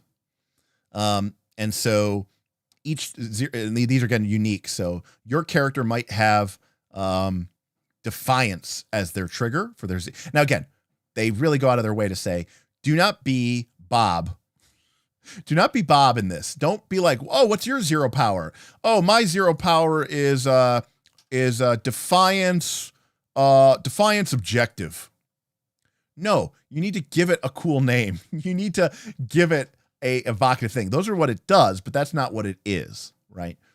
And so if a character has Defiance, at the start of your turn, if there are one or more basically really legitimate villains on the scene, you get an extra clock. So you don't have to be taking damage, or if you are taking damage, this will fill up really, really quick. Your character is the kind that, goes to the forefront when you're fighting, like the big stuff.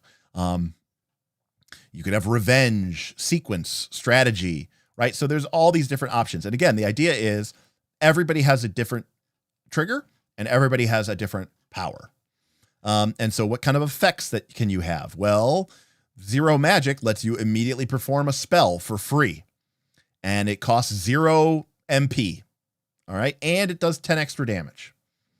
0 remedy lets you and any allies you can see recover from all of your status effects and recover an amount of hit points equal to 40 plus half your level. So basically a full party heal plus, status cleanse. Powerful stuff, right? Obviously you can see why they say this is going to make run of the mill fights almost pointless, because you're never going to be able to, they're never going to overcome this kind of power, but it will make your characters feel really over the top and really powerful. Now, I'll be honest with you. I don't know how I personally feel about this. I love the idea of it because I love limit breaks, but these are really powerful. And I feel like I guess it depends on what role you want the combat in your Fabula Ultima game to be. If you want combat just to be an opportunity, if your game is really about the story and you just want combat to be an opportunity for the players to get to roll dice, kick ass, take names, and burn off some steam, then I would definitely lean into this. If you really want to focus more on the tactics and the strategy that do exist in Fabula Ultima's combat system, I might stay away from this. That's kind of my option. But I think they're really cool. And by the way, just like they did in the core book, when it comes to coming up with a name for something, they've got random tables. So like, for example, we might have, geez, I don't even know. Let's see. We have Defiance Remedy. So, we might have it be called Circle of, I don't know. I'm just even thinking about this. The circle of grace, or the circle of the wind's embrace, or something stupid like that, right? Just fun names to sort of just kind of make stuff up and come up with it. The circle of memories, the circle of memories miracle. And then they have an optional rule for an optional rule, which this one is called Awaken Power, which is the PCs don't start with their 0 power. They unlock it at some point during the campaign. So that could be a really cool, like, awesome moment, and a kind of a fun way to really show that, we're taking the campaign up, right, to another notch, right? We're sort of dialing up the doubling cube. Oh, Ben, I just saw your question. There you go. Yep, this is exactly right. Yep, exactly. So this one's pretty cool. And again, you awaken your power. And again, you can do it like when your character dies. Like the first time that your character would die, you can instead awaken your power, which is, I think, pretty cool. No. And I would assume, by the way, that just like in the normal rules, this only applies if you're in one of the conditions in which you could sacrifice, which is to say you're fighting a villain. It's an important combat. Otherwise, it has to be, your character faces a terrible truth, or an event of memory causes happiness or great pain, or you gain access to a source of power, like an artifact, right? So this is like when the character travels to the ancient city, and then they realize, I know this place. I'm home, and they suddenly realize that their character is actually thousands of years old, and, the amnesia that they've been suffering from, they were actually part of the ancient race, and they are actually the last guardian of the crystal temple, and right. And then they awaken their 0 power. Like, that's pretty cool. So I like that. This one's even more ridiculous. This is called combined powers. This is where you and every PC, you have a shared limit break with every person at the table, right? So me and Ben would have a combined limit break, and me and Pumpkin would have a combined limit break. But then Pumpkin and Ben would have a combined limit break. And basically, it's kind of supposed to be like a duo power up, right? Like very, very like Final Fantasy 11 online with the fusion powers or whatever.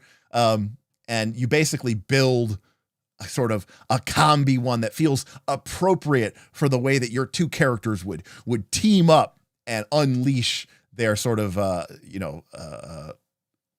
combined powers, right? Yeah. Yeah. Skill chain. Right. Exactly. So is this fun? Yes. Is this like way too fiddly for me? Yes, it is. But I could really see a lot of, deep in the tank, JRPG weeb people really, really, really loving this, because it is pretty cool, Like, for example, they say your group has 4 player characters, and therefore you have 4 triggers and 6 effects, right? Because you have 4 people, each pair of unique people get their own effect. In this case, you have a gunslinger as one PC and a samurai as another PC, and they share the Zero Scourge effect, which they nickname the Bullet Slicer. Once both their clocks are full, once both their 0 clocks are full, either of them can perform the skill action to unleash the bullet slicer. And again, it's like a combo attack, right? So anyways, pretty cool stuff. Did Chrono? Yeah, Chrono Trigger, right? Chrono Trigger had like where Chrono could like team up with other people. Didn't Secret of Mana do that as well? Maybe. I don't know. Yeah, Chrono Trigger. Yeah. So, all right. So then they give you some new classes, and like before, remember they call them classes in this game, and I kind of wish they didn't. I wish they would have called them jobs because that's really what they are. And because class has such loaded language to it for all of us, class is like what your identity is. But in this game, class is just something that you take, like you're taking ranks in a skill, right? Like the classes are really more like skills. And every time you gain a level, you just get another rank in a skill. So, they show here how, the acrobat themed character might start with 3 levels of dancer, 1 level of fury, and 1 level of sharpshooter. Whereas the exorcist might start with 2 levels of symbolist, 1 level of spiritist, and 2 levels of sharpshooter, etc., etc. So this gets into the 4 new classes in the game. They have the chanter, which is AKA the bard, the idol, or the troubadour. So this is a character who, you guessed it, can sing different songs to produce different effects. And it's kind of got like a very fun, unique take on magic. If you ever played like a bard in EverQuest, like there's kind of like an element there of sort of blending your songs together to get different effects. And like when you cast a spell, you have to choose the volume, which is the number of creatures that you can affect with it, right? So they call it volume, but it's basically how many targets. They have tone, which is the effect of your verse, and key, which each key is associated with a different type of damage type or a different type of status effect. So for example, you might combine a low volume with the key of flame and a haunting tone to inflict the shaken status on a single creature for 10 mind points. Or you could combine a medium volume with the key of iron and an energetic tone to allow your allies to make additional progress on clocks. So the volume, aka how many targets, determines how many mind points it's going to take and how many people you can affect. The key determines what type of, what type of it is, what's the status effect, what attribute does it affect? If it recovers things, what does it recover? Does it recover hit points or mind points? And then the tone is basically what are the different effects. So calm is a heal. Energetic allows characters to accomplish clocks faster. Frantic lets them deal bonus damage. So you can kind of, mix and match and create different tones. And of course, any person who's really getting into this will probably have different names. I don't think you should be like, I sing the song of low volume flame calm, right? Like that would be a moment, right? So no, you should create different combinations and have fun with it. And I think that's where like the fun of the game is supposed to come in. So it's magic, but it feels unique and it feels different. So it's pretty cool from that perspective. The commander really adds some tactical depth to the game. The commander is kind of like a warlord from 4th edition, but in a weird way. The commander is capable of changing the rules of the combat, but they apply to the players and to the monsters. And so basically, it's possible that you might do something, and if it's the wrong decision, it could hurt the party. So it's one of those things where it's like you need to understand that your actions could help the party or they could hurt the party. And so that's kind of where the commander comes in, which is pretty cool. So definitely a more tactical class and adds a lot more. If you really want to get into like, the kind of the nitty gritty of the game, this is definitely one way to do it. Bishop's Edict in particular During a conflict, you may use an action and spend 10 of your own MP to choose one option. All mana costs are doubled, or all sources of damage deal extra damage. The chosen effects last until the start of your next turn. So this is like where if you have a really tactical group and, you know, there's more of you than them, and you could be like, okay, well, we'll have our commander go here, and then we'll pop Bishop's Edict, so we all do extra damage, but the powerful foe already went, so then we'll all get a bunch of turns, and then we'll have her, the commander, go first at the start of the next round so that that buff goes away, right? Like, it's very, very tactical in that respect, and it could be very powerful. The Dancer is a lot like the Bard, except once you start a dance, it keeps going. But if you want to change the dance, you have to pay mana to do it. And the dances all have different effects. So unlike the Bard where you can combine stuff, the dancers are just like effects. And the dancers have a lot of things to give resistances to people, a little bonuses and buffs. It's not really a damaging class, right? Very cool. And lastly is the symbolist, aka the calligrapher, aka the painter, aka the rune maker, aka what is his name, Strago from Final Fantasy VI. So symbolists again get access to special type of magic called symbols, and basically they can cast those spells. I'm not going to go do everything, but they kind of have their own unique spell system. So they added 4 new classes. They added a bunch of new heroic skills. And remember, heroic skills are what you get after you complete 10 levels of a class. You're done with that class. You can't take any more levels in it. You have to pick new ones. But you do get rewarded by getting a heroic skill. Some are only available if you've maxed out a certain class. Others are available for a variety of reasons. So they gave us some new ones here, which is pretty cool.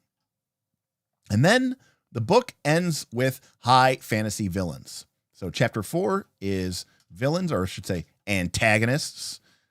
Some pretty cool antagonists there. I like the pirate lady. Again, it's going to give 5 examples of 5 different enemy NPCs. One for levels 10, 20, 30, 40, and 60. So again, these are samples. These are examples. You could use them, drop them in your game if you want to. If you don't, hey, sure, use them. But they're also meant to be examples. And again, they're going to talk about what makes a good high fantasy villain. Their extreme worldviews, their emotional stories, right? And they talk about, again, they're talking to the GM here. It may seem challenging to properly portray a complex villain. Fear not. The trick is making the most of these 2 techniques. 1, game master scenes. These scenes let you show the villains interacting with their underlings, planning moves, and maybe confessing their ambitions, doubts, and pains to someone they trust. So, this is, again, I understand it's not for every type of game, but when I think about something like Rise of the Rune Lords, I think about the first adventure, Burnt Offerings. There's so much story and history about Nualia, and you don't know any of it. You can't learn any of it, because when you fight her, she fights to the death, and it makes sense that she would fight. Also, even if you weren't fighting to the death, now is not the time for this kind of conversation.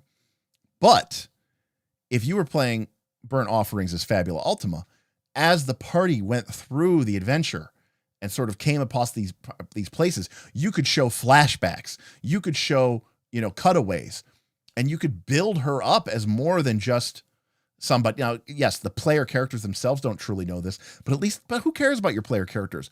The players are the ones sitting at your table, and they can learn about her, and they can become more appreciative of her as a villain. Not to mention, mechanically, it's a great way to give your players Fabula points,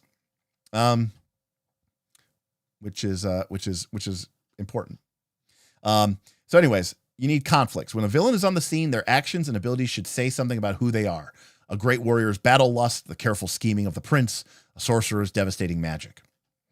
Then another key point here, besides their principles, is that's the key, almost relatable motivations. You want the players to ultimately not agree with the villain, but you want to see how, in another light, in another world, in another way, maybe that's that could have been me, Or if things hadn't gone as well as they did for me, maybe I would have been the same way. Or I understand they want to protect their country, but this isn't the way to do it, right? Like, you want it to be multifaceted. And again, talking about making them memorable and dramatic and, all this other stuff, which is fantastic. Talking about if you're going to build a god that they have to go kill at the end of the campaign, here's how to do it. And then they give you 5 examples. There's Eileen, the pirate queen. And again, they talk about her level. Here's her stat block. So obviously, in terms of Fabula Ultima, this is absolutely as complex as it gets. And again, remember, in Fabula Ultima, everybody just gets one action on their turn. So despite all of this, you can either use her harpoon, you can use her revolver, you can cast this spell, or you can use strike now. That's it. Those are the only 4 things that she can do. On the other hand, she does have some abilities that, alter things, but these are passive abilities. So that's Eileen. We also have the Flame Dragon. Here's our cool dragon. By the way, they give you examples of the tactics. What do they do on the first round? What do they do on the second round, the third round, the fourth round? Reiterating again that in Fabula Ultima, you are supposed to pick your targets randomly.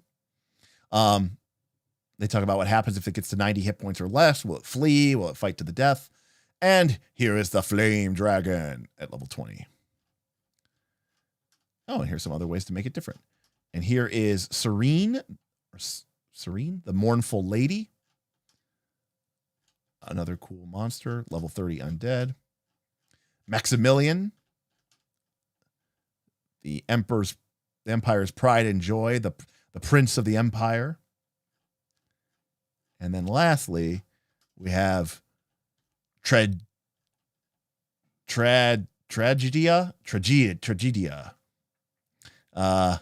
which is, if this thing isn't at the end of a final, this thing isn't the end of a JRPG boss, I don't know what is. This is a level 60 demon, and yes, mechanically, it has phases. So they are very much like leaning into the video game nature of this, right? Where it will go into 2 different phases as you fight it and continue to, and then, I lied, 3 phases. So it starts in Mimesis. That's gotta mean something.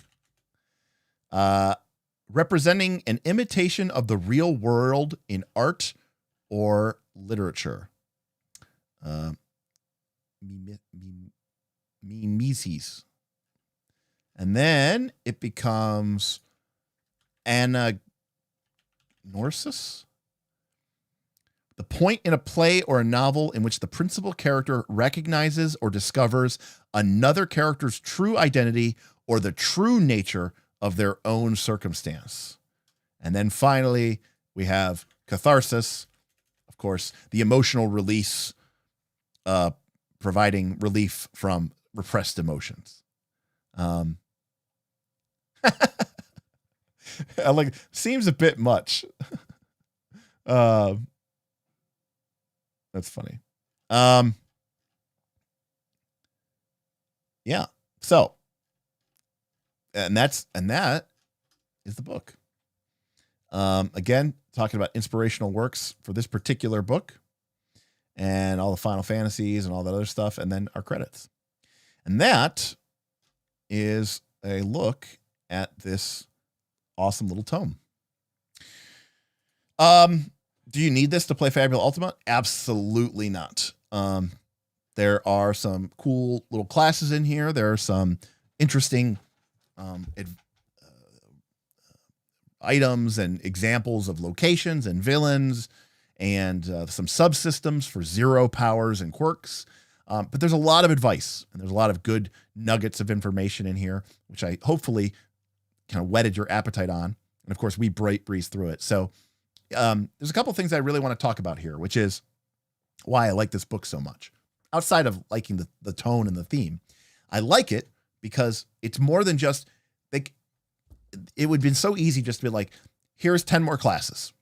You know, that's what people want. That's what the folks want at home. That's what the kids want. That's what sells to the players, right? Here's more classes. Here's more this, right? More. Splat, splat, splat, splat, splat. Sell to the players. Sell to the players. That's not what this is.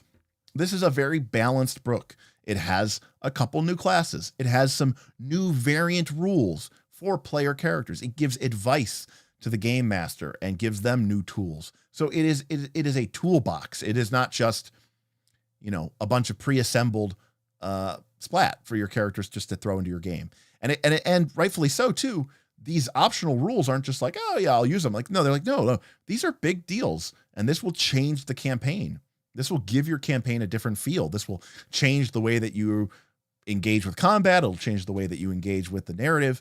And that could be a good thing or that could be a bad thing. And the game actually the book actually talks to you about what some of those pros and cons might be. So as much as I like it as a set of variant rules, I like it just for the advice. I think it's, you know, if you don't mind the tone basically being like, there's kind of like wagging a finger at you the whole time. I'm here for it. Cause I'm like, yes, you know, tell us how it is.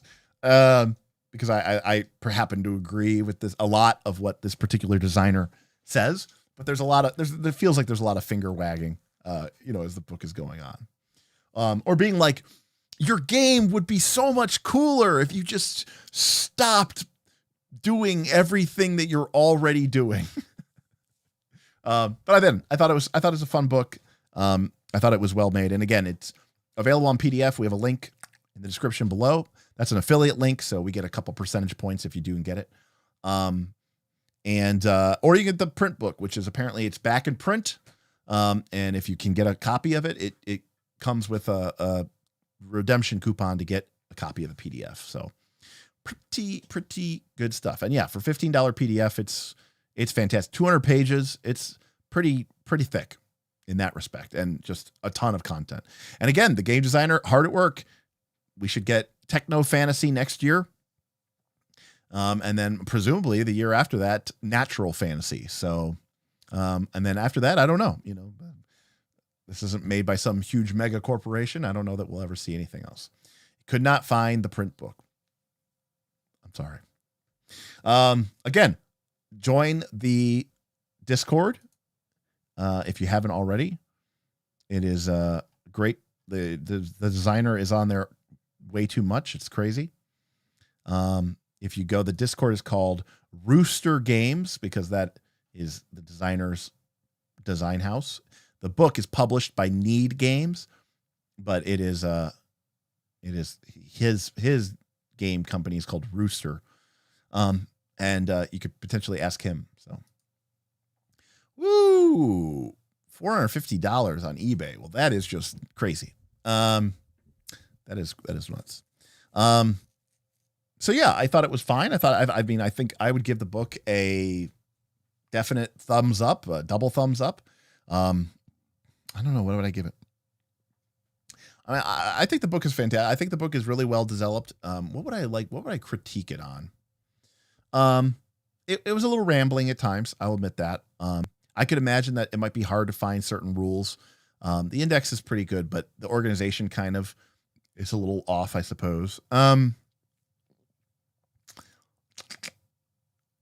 This is a very minor thing that I'm going to quibble about. One of the things that I really liked about Fabula Ultima's original classes is they felt really designed to be interwoven. And they felt like the classes gave you powers and abilities that were just generically useful for your character. Now, there were a couple of instances where this wasn't the case, but by and large, you would take skills or levels in a class and get powers or abilities that really felt like they were applicable to other classes and other abilities. Some of these classes, and I've seen more of them in the playtests to come, really only reference their own stuff. So like, for example, the chanter, the bard chanter, they have magic chant, which affects their chanting. They have resonance, which affects their verses. They have sound barrier, which affects their verses. And they have vibrato, which affects, you guessed it, their verses. None of the chanters' stuff really applies to anybody else. And so it feels like it's kind of its own silo. And I don't like that design. Like, I think the chanter's fine. I think it's great. I think it's cool. But like the chanter, the dancer, like they just don't have the kind of blendability that a lot of the other characters have. And I really liked the blendability of those characters. They didn't feel like, oh, I'm taking ranks in this class and these are only for this class. Like, you know, I like that it can kind of be something a little bit like, oh, I'm going to go take a couple levels of this just to get some extra power to add to my other character classes. And that doesn't really work with that. So I'm going to say in general, I'm going to give it A-. I could see if you really don't like the tone, maybe a B+, but I mean, it's hard to argue with the book. You just get so much value from it. And there's a lot of great advice in there, a lot of great examples in there. And again, it's not a book designed to do all the work for you. This is still a game where there is no campaign setting to go out and buy. There is no Forgotten Realms. There is no Greyhawk. You have to build it yourself. And, the game is designed to be done in a collaborative format. So come on, just give it an A. It is not in my nature. I mean, to award that. Again, I can't, only because of what I talked about with the class design. So I do think that, and Emmanuel, if you're watching, the cook and the gardener or whatever it is in the playtest, like I feel like they are going down the same road, and I don't like that design. So I'd like to see characters have more features that are applicable outside of the class itself. So hopefully, I don't know, maybe I'm wrong, but that's just my personal take. So yeah, we're not grading on a curve here. Anyways, so that is going to do it for us for tonight. Thanks everybody for hanging out with me on a Super Sunday. Thank you everybody who chimed in and tipped in, and that's pretty great. Ultima won, so bad guys win. Again, I'd love to see us play this game at some point in 2024, and I look forward to talk about this. Interestingly, by the way, it didn't end up happening, but it's going to happen really, really soon. Is this stream was almost a Torchbearer stream. So I am definitely going to be doing a Torchbearer stream here soon. I just need to mentally prepare myself for it. But be prepared for one of those coming up here, maybe in the next couple Sundays. We're gonna talk Torchbearer, the game to end all games. No, it's a great introduction to Burning Wheel if you want to get into it, but it's got its own unique takes, and it's probably one of the single most influential games on Aaron and I in terms of the way we literally play our games now, and the way we design games, and the way we home rule and house rule games and create new systems, and all this stuff. Torchbearer was very, very influential on us. So all right, that is going to do it for us, and I want to say thank you again to everybody who came in and chimed in and tipped and all that other good stuff. Thank you to Lollipop, Jacob, Jonka, and thank you again to Whoople and Jonas for continuing to support the adventure with your YouTube memberships. And of course, thanks to all my patrons. If you're interested in being part of a community that talks about games like these and plays games like these and runs groups like games like these, maybe consider checking out our Patreon. That'll get you access to our Discord, and that is where a lot of these games are being played and talked about. So check us out, patreon.com/Knights of Last Call, and I'll see you next time on the Knights of Last Call. Bye, everybody. Peace.